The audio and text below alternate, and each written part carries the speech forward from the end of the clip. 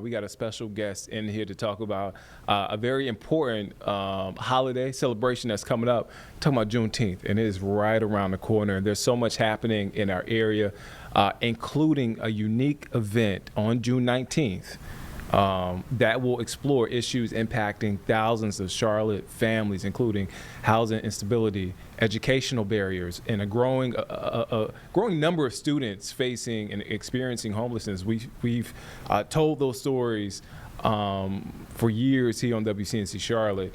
But the vehicle for this event is a documentary, Freedom Reimagined. And the man hosting the event at the Night Theater in Uptown is here in studio. Welcome, Dr. Kenny Robinson, founder and president at Freedom Fighting Missionaries Incorporated. Thank you for joining us, man. Thank you for having me. I'm excited to be here and excited to share the word of what is going to happen on June 19th, 2026 at the Night Theater, Uptown Charlotte. Man, let's get right into it. This is a different take on what we've seen the last several years with Juneteenth, right? You know, there have been picnics, celebrations, outdoor stuff, you know, just a lot of different versions of what the celebration looks like, right? Parades. Mm-hmm. But this is more in depth. This is a look at what's happening here in our community. This is not a very broad thing you're doing, right? This is like, okay, let's look in the mirror. I'm Charlotte. Let's look in the mirror. What's happening? Is that a good description of what this event is? That's a very good description, and it's a way to show the spirit of Juneteenth, which is freedom. And we're doing that by highlighting the freedoms that many Charlotteans are experiencing who have faced housing instability, homelessness, and in need of second chance opportunities. So I wanted to use this Juneteenth to show the collaborative efforts of not just our organization, but of Mecklenburg County, the city of Charlotte, government, philanthropists, and the community who supports our work. Why was it important? Because I'm looking here at the list. You have School Board Chair Stephanie Sneed, Gary McFadden. You have some big officials that are featured in the documentary. I want to get into the documentary, but correct me if I'm wrong. They're going to be at the event as well. Absolutely, and these are people who have supported the work. These are people who have a strong interest in housing instability and homelessness. So I wanted to make sure that they are highlighted. And the theme for the event is honoring our educators and social workers. So we will be giving out awards to CMS employees, specifically those that work as McKinney-Vento social workers. And also we're giving out 2 Lifetime Achievement Awards. One of them going to my 3rd grade teacher, Mrs. Kathy Howlett, who has supported me over the last 35 years. Wow. And another one going to Professor Kevin Knight Edwards. He is retiring from the School of Social Work at UNC Charlotte, and he is the first professor to bring me into a university as a guest lecturer for his social work students. What is that? I mean, I hear you talk about those folks, and what it really hits on is community, right? That's right. What does community mean to you? And how has that supported you over the years? Well, community means a great deal to me because myself, I served 10 years in federal prison and was released to this community. And it took community support for me to even have an opportunity at second chances. And it is this community that allowed me an opportunity to become employed, self-sufficient, and eventually become a homeowner. And I wanted to take those skills and show people how to navigate around the many barriers that people with a background face and provide a pathway to self-sufficiency, leading all the way to home ownership. I mean, that's basically what your organization does day in and day out. Founded in 2020, right? That's right. Was it before the pandemic, or was it in the middle of the like when in 2020 did you start it? Well, I retired from my career in the automotive industry in December of 2019 and launched Freedom Fighting Missionaries in January of 2020. Right before the pandemic. Right before the pandemic, yes. How challenging was that to have a infant organization, and a couple of months later we're just the world is just in chaos? Well, passion driven based off my own lived experience is what led me into the work. None of us knew that COVID was going to come and hit the way that it hit. Yeah. But I knew it was going to be a challenge for the population that we serve. This is one of the most vulnerable populations, and it is the least on the rung on the ladder that people would support. You're talking about justice involved, formerly incarcerated people. That is the last population of people that receives support in the form of funding. So it was going to be tough either way. But because of COVID, because of the protests from George Floyd, because we were in an election year, it actually helped us. The timing was perfect for an organization like ours to come out front and say, what about these people? And what about those people? Shouldn't everybody get some support? Everybody's going through COVID. Everybody is experiencing the protests. What about us? So it was perfect timing. I worked in the Raleigh area for 3 years, actually on the nose, 3 years.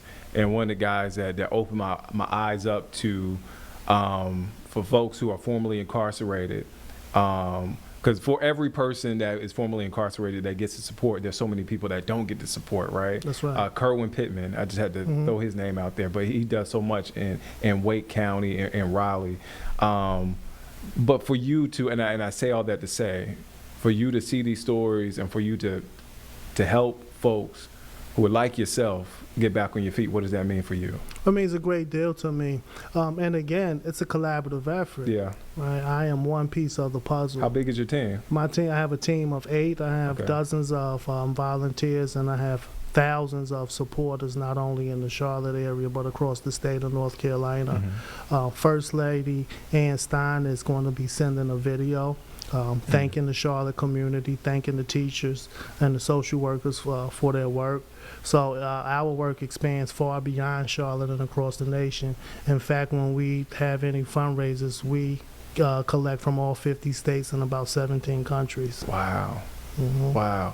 What are you looking forward to? Well, let me backtrack. Let's get to the documentary, because I promised that we were going to talk about the documentary. Okay. How did that come about? Because I got a chance to watch the trailer that you posted. Well done. Thank you. From the trailer. I can't wait to see the doc. But how did that come about? When did you say I want to do a doc? I want to really give people a look inside. Well, this is our 5th annual event. And one thing that's important to myself, my board of directors and the staff, is that we're always inclusive of the creative arts. So we always try to bring in local creatives and make them a part of our events. And this year was the time for the documentary. We had built up enough momentum to put together a documentary to highlight the pathway of not only our organization, but some of our clients who have went through. So this is the first time I've even announced on any social media or any news media, but for the first time in 6 years, we have one of our clients who went from complete homelessness to home ownership. She's closing on her house June 15th, and she is featured in the documentary. Oh man, is it the first young lady that was shown? Yes. Yeah. Okay. Yes. Oh man. So we're excited. I mean, it's hard enough to become a homeowner in Charlotte under normal circumstances, but when you add having a barrier like a background to it, it's almost impossible. But we have reached that feat. And again, when I say we, that means a collaborative effort. Funding from the city of Charlotte, from Mecklenburg County, partnerships with the Mecklenburg County Detention Center, partnerships with the district attorney's office, with judges, a true collaboration, and all of our many, many supporters and donors and funders.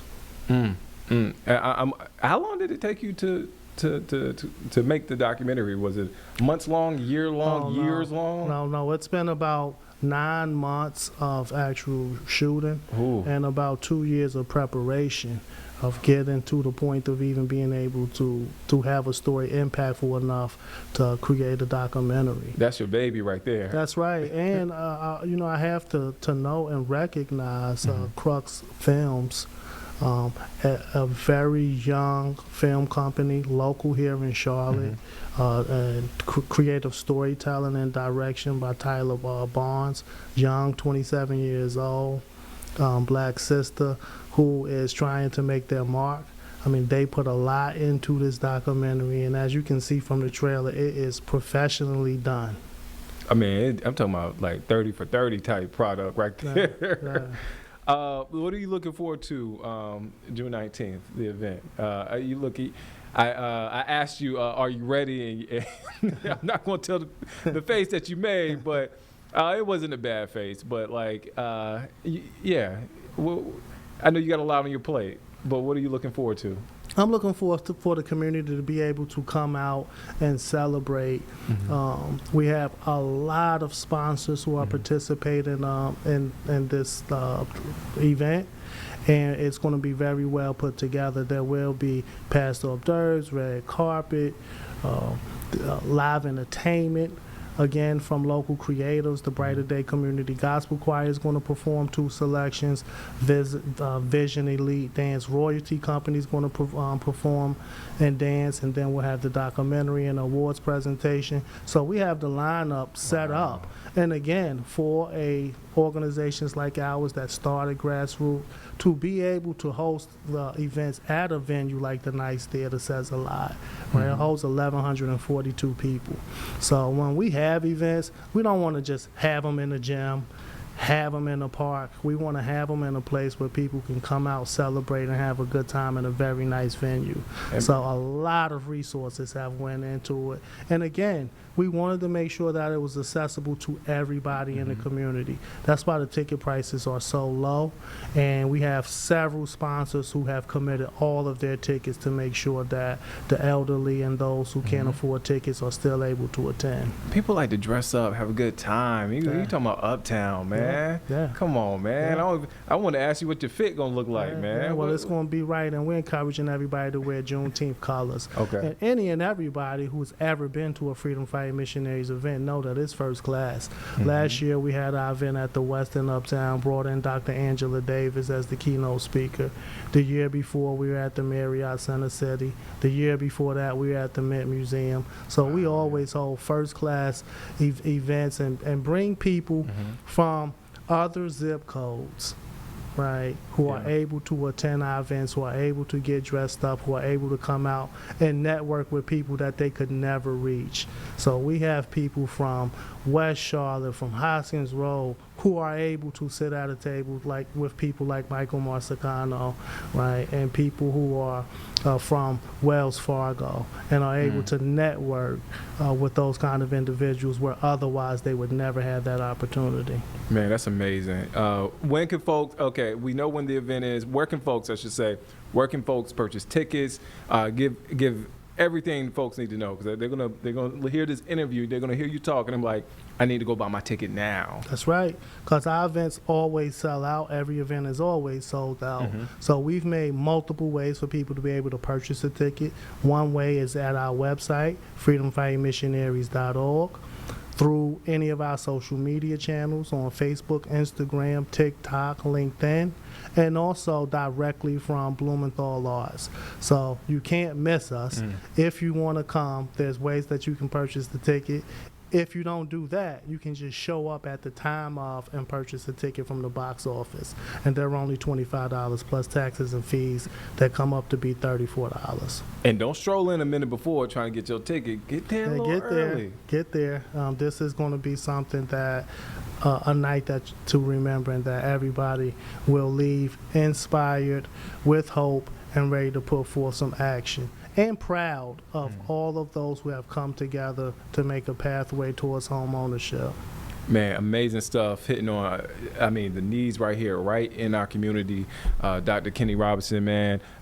Don't let this be the last time you're here, man. You got to come back. Well, invite me back and I'll come back. Yeah, man, you invited back. Man, All right, well, I'm coming. Man, thank you, man. Support what they're doing there June 19th, man.